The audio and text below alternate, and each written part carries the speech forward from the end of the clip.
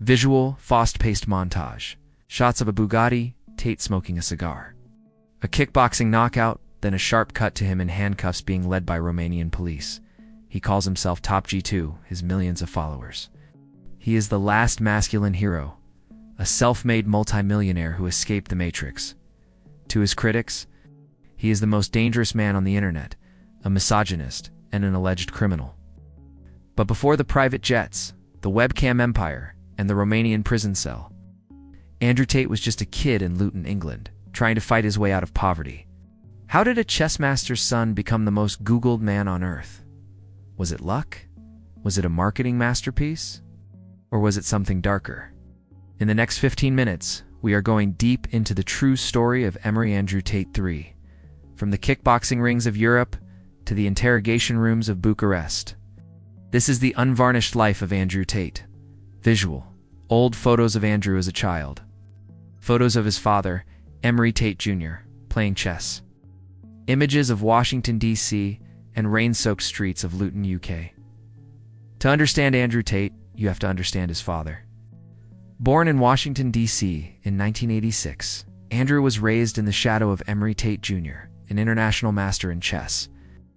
His father was a genius on the board, aggressive, brilliant, and feared by grandmasters. But off the board, life was chaotic. Andrew often tells stories of his father's military discipline. He learned that life, like chess, is a zero-sum game. You either win or you lose. There is no second place. But the American dream didn't last. After his parents divorced, Andrew's mother moved him and his brother Tristan to Luton, England. It was a massive culture shock. They went from a military family in the US to living in a council estate in one of England's toughest towns. Visual Bureau of a council estate or gritty urban UK streets. Andrew has described his childhood in Luton as fueled by one thing: anger.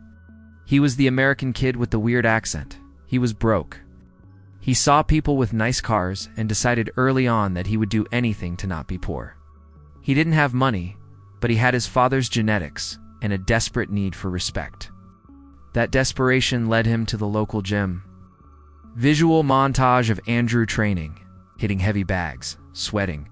Early fight footage where he looks skinny but fast. Most people know Tate as an influencer, but it's important to remember, he really could fight. In his late teens and early 20s, kickboxing became his obsession. He wasn't the most talented fighter initially, but he was the most disciplined. While his friends were partying, Tate was training. He worked terrible jobs selling windows, moving heavy boxes just to pay for training.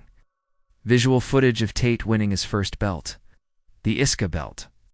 By 2009, the work paid off. He won the British ISKA Full Contact Cruiserweight Championship. But the defining moment of his fighting career came against the veteran Luke Benut. In their first fight, Tate lost by a controversial decision. He was devastated. But in true Cobra fashion, he demanded a rematch. When he got it, he didn't leave it to the judges. He knocked Benut out cold in round 8. He eventually became a 4-time world champion. He had the belts, he had the glory. But he realized a painful truth about professional fighting. It doesn't pay the bills. Visual. Andrew sitting in a modest apartment, looking at his belts, looking frustrated. He was a world champion, but he was still driving a beat-up car. He realized that physical violence could win him respect, but it wouldn't buy him the freedom he craved. He needed a new game. Visual. Footage from the UK TV show Big Brother 2016. British tabloid headlines. In 2016, Andrew Tate made his first attempt at mainstream fame. He was cast on the UK reality show Big Brother. From the moment he entered the house, he was a villain. He was arrogant, strategic, and unapologetic. The British public didn't know what to make of him. But his time on TV was cut short. A video surfaced online appearing to show Tate hitting a woman with a belt. The tabloids went crazy. Big Brother producers kicked him out of the house immediately. Visual screenshots of Tate's tweets from 2016 explaining the video. Tate and the woman in the video both claimed it was consensual roleplay, a game between friends. But the damage was done. It was cancelled. For most people, this would be the end. But for Tate, this was the spark. He realized that controversy traveled faster than the truth. Being the bad guy got more views than being the nice guy. He took a small level of fame, grabbed his brother Tristan, and left the UK. They moved to Romania. And that is where the real Top G story begins.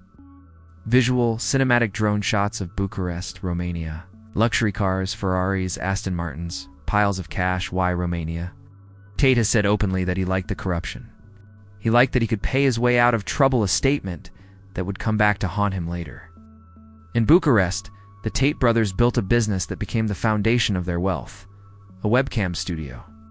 Visual, blurred footage of webcam setups or generic typing on keyboards. Money counters? Tate admits to running a studio with up to 75 women working for him, his job, to manage them and often to type for them, tricking men online into sending millions of dollars. He called it pimping in some videos. In others, he called it smart business. This period is crucial. It's where he made his first millions. It bought the Bugatti. It bought the mansion with the pool. It gave him the credibility to launch his next product. Hustlers University. He started selling a lifestyle. I am rich, you are poor. Listen to me, and you can be like me. It was a simple pitch, but it worked. Visual. A chaotic montage of TikTok clips, vertical videos of Tate speaking, podcasts, the emergency meeting clips. By 2022, you couldn't scroll for 5 minutes without seeing Andrew Tate's face. This wasn't an accident. It was a military-grade marketing operation. Inside Hustlers University, Tate incentivized thousands of students to chop up his videos and post them on TikTok with affiliate links. It flooded the algorithm. Visual graphs showing Andrew Tate Google search trends spiking vertically in mid-2020. He talked about everything. Women, depression, the government, cars, fitness. His views were extreme. He said depression isn't real. He said women belong in the home. He called himself a misogynist. The internet split in two. Young men feeling lost and ignored by society worshipped him. They saw a father figure telling them to get in the gym and get rich. But teachers, parents, and activists were horrified. They saw a man radicalizing a generation of boys. Then, the Matrix struck back.